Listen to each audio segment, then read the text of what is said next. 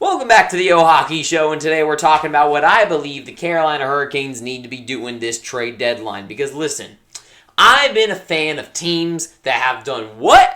Run it back every single season. Before I was a Canes Chaos fan, I was a Team Teal fan, and I know what we said every single year. Next year's the year. Next year's going to be the year. It was always next year, and we were never over the line good, and the closest we got was a Stanley Cup final. And the Canes have not yet been able to do that so far in their recent tenure since their last Stanley Cup. So the Carolina Hurricanes, what the hell does this team need to do to get the freaking job done? I mean, they've been so close for so many years now. I mean, sure, the Maple Leafs have the longest streak of making the playoffs in the NHL. The Hurricanes have the best streak of probably playoff success in the NHL, like the longest streak of playoff success in the NHL, I think. Like, they just seem to make it past the first round they've made it past the first round every single year that Rod Brind'Amour's taken over. And this team, they just cannot get over the line. And I swear to God, I've had this channel for like 3 or 4 years now,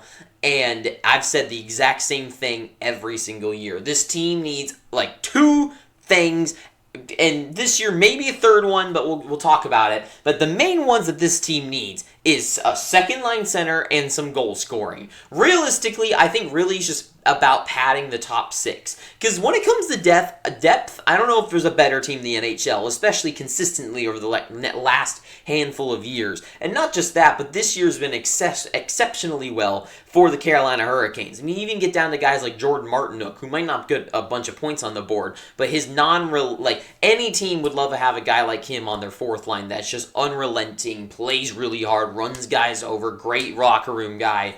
Like, that's what teams need. But really the issue with this team is top 6, right? They don't have a bona fide superstar. And, of course, the Artemi Panarin's and Quinn Hughes of the world have already been traded this year. There's really no one to be out there that high of an excelling player. But I think they can find talent in their team that they have this year. Seth Jarvis has become a goal scorer. Aho has been pretty good when it comes to big moments, even though he's a little bit shaky, I would say, consistently in his game. Jackson Blake's emerging. Logan Stankoven has been looking really good the last couple of weeks.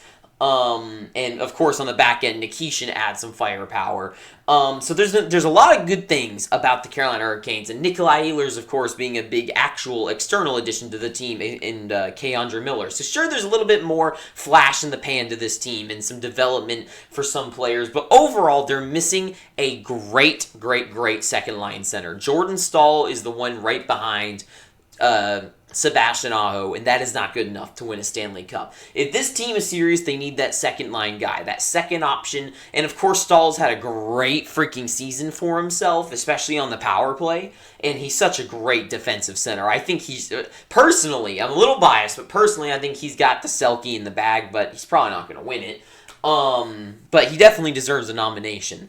And the way he's been able to provide offense this season and his defensive abilities, like, amazing stuff. And that's why this is the year they need to cash in and get another second center, because now those top 3, amazing. So Aho, Blank, and Stahl, amazing stuff there. So they really need to get some scoring injected in the lineup, get some second line center action, and I think maybe goalie assurance, right? Because right now, Brendan Bussey, sent down from the heavens, right? Dude deserves the world, especially his story to make it to this point. It has put on such, somehow underrated season that he's had. No one gives him at all any credit. I think he deserves all the credit in the world.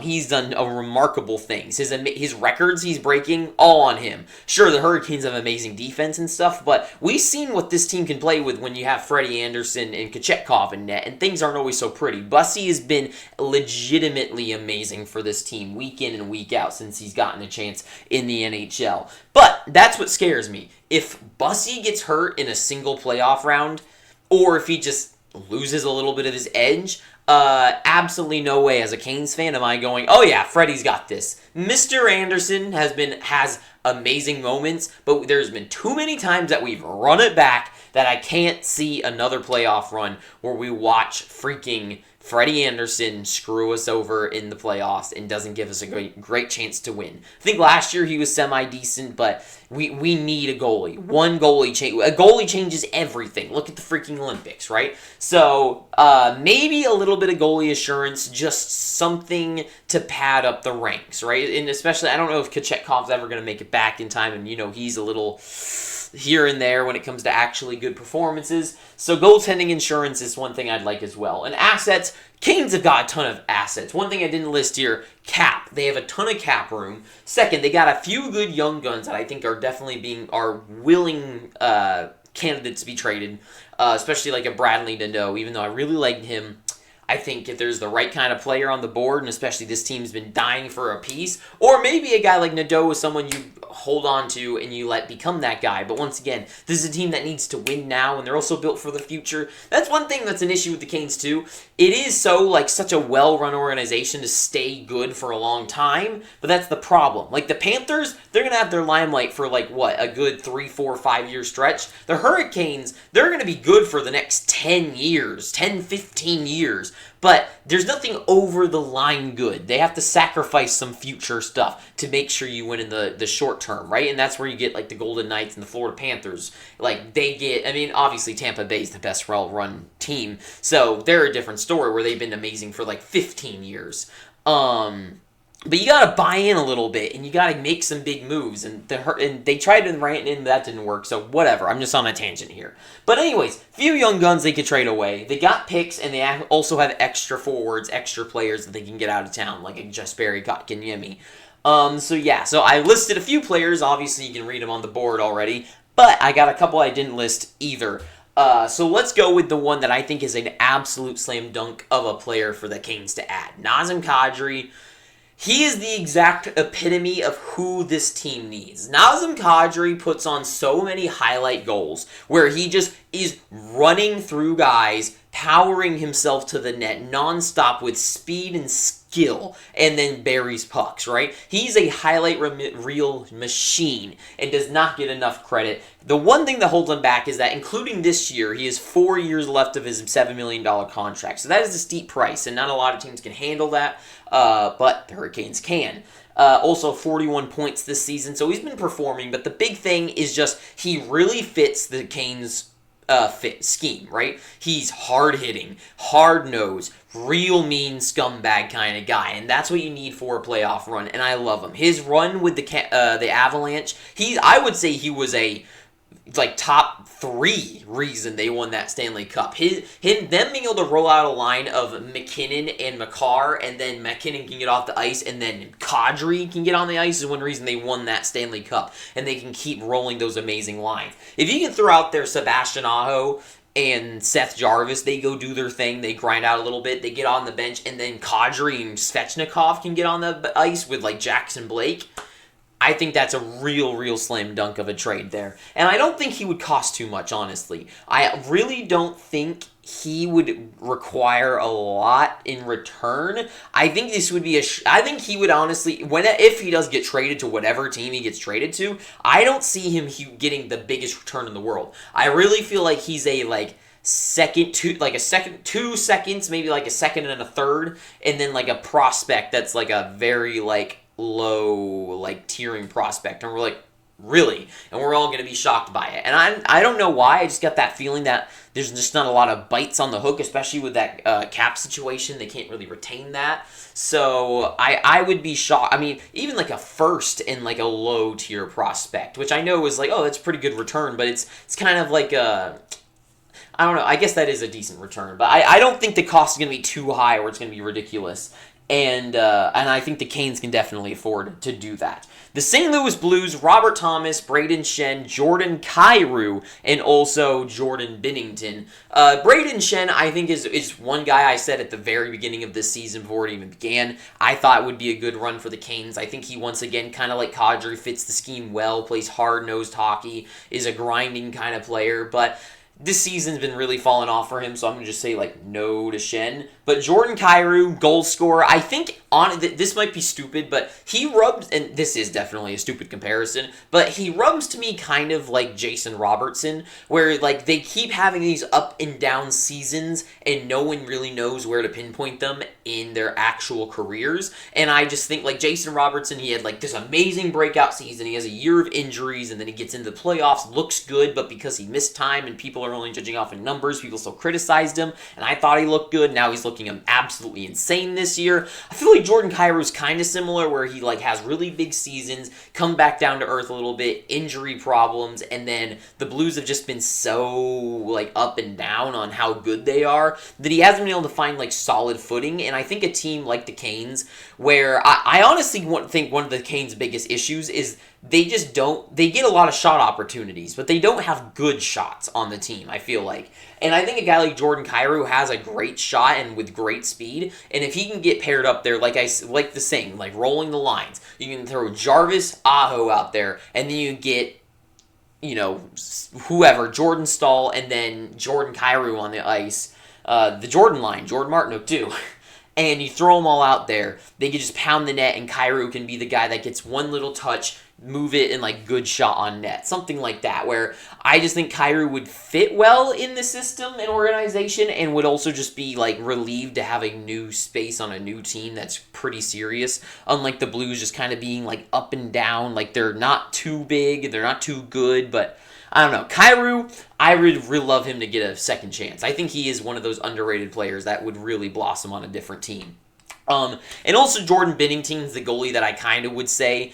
I know, like, the Blues and the Oilers are probably where that makes sense, especially the Oilers needing that goalie, but there's reports of, like, the saltiness over the Broberg and Holloway stuff, so who knows? I think that's kind of stupid. But if there was a team, like, that needs a goalie to rob them some games and win, like, just 3 games in the playoffs when they really need to win, it's the Hurricanes, right? Could you imagine in years past if Binnington, when we know Binnington, which, like, just take him, like, when he has played. When you take him out of, like, the series against Colorado a couple years ago, and you put on the Hurricanes and that Binnington, the Binnington from last year's Four Nation face-off. Take that guy, put him on the Hurricanes in the last playoff run. I think they win at least 2 more games against the Florida Panthers. Binnington, when he's on fire, is unbelievable. If you get on a tandem of Bussy and Binnington and have them go back and forth, and, like, maybe, like, you know, Bussy drops 2 games, get Binnington in there, he wins 2 games,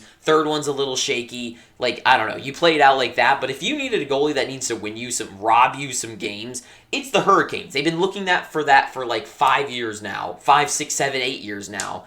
And hopefully Bussy's that, but for assurance, I think Binnington's a good spot. Vinny Trocheck, he's a guy, he's where I see, like, Kyrou and Kadri and see a lesser benefit. Like, Kadri brings such an offensive edge that a lot of people don't talk about. Well, I shouldn't say that. But he is a little underrated and underappreciated for his offensive edge and his he brings so much to the table. Trocheck, the way he grinded stuff out in the Olympics was actually unreal. He fought so hard each and every one of those games, and he looked like such a menace.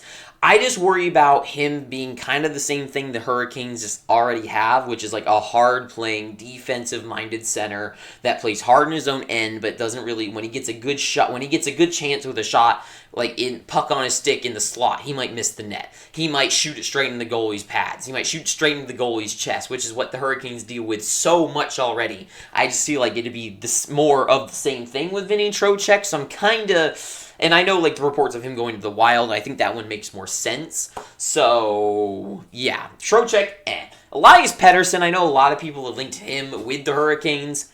I am definitely... I'm mixed on that one as well. Because kind of like Robertson and kind of like whoever, he is such a... I mean, we know the story. I don't gotta tell you his fairy tale, right? He's so up and down. And honestly, when he played for Sweden on the Olympics this year, he looked pretty decent. He looked pretty dang good. Didn't get a lot of points on board, but he did look pretty talented out there. My only real concern about this being a risk is like the heavy offer and heavy price tag that he brings with him, and also having to send the other way. And because I'm unsure of what I'd get in return, I don't like it. So I would say no to Elias Pettersson. If things go really, if the playoffs go horrible and they get eliminated, maybe you get in the first round, maybe that's a guy you go for and you're like, we're going to shake things up. We got to change things up here and give Elias Pettersson a chance and give us something. Try something new.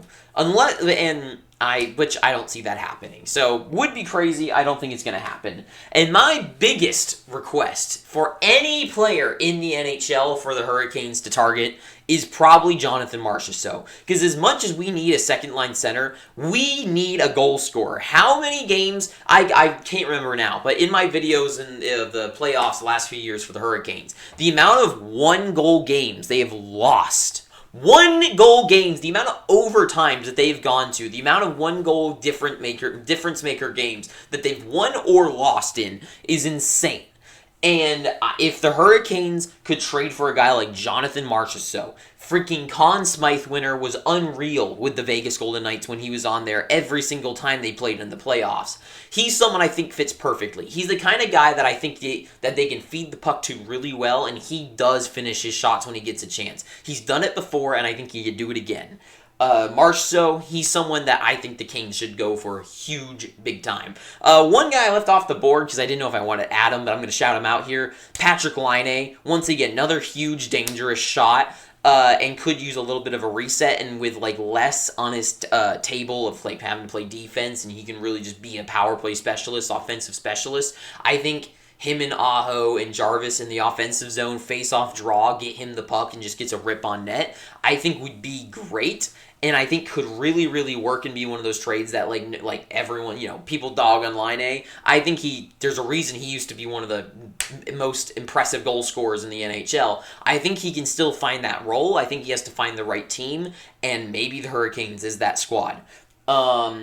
Trying to think of anyone else, but obviously the one thing I wanted to say about the trade deadline too is who knows who's going to decide to become a contender finally overnight, right? There's so many teams within a couple wins of a playoff spot that some teams this week are probably going to go okay, we're out of it now. We're giving up. And you could say a team like the Panthers, right? Do the Florida Panthers on Thursday night go, okay, we're screwed.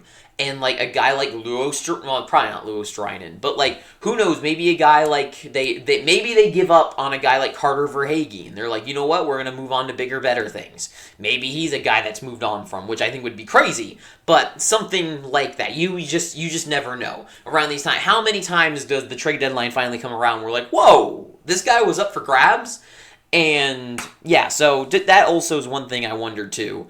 How many teams decide that they're traders and they're sellers and they start selling guys off that you never would have expected. A guy maybe Columbus, they give up, and a guy like Marchenko was like, I'm done here if we're giving up. And maybe I would say that it's a perfect guy to trade for. But that's a whole lot of nothing that I'm saying right now. So I'm going to end the video here. So thank you for watching. You made it this far. Thank you. Too sweet. Have an amazing day. Be safe. And ta-ta for now.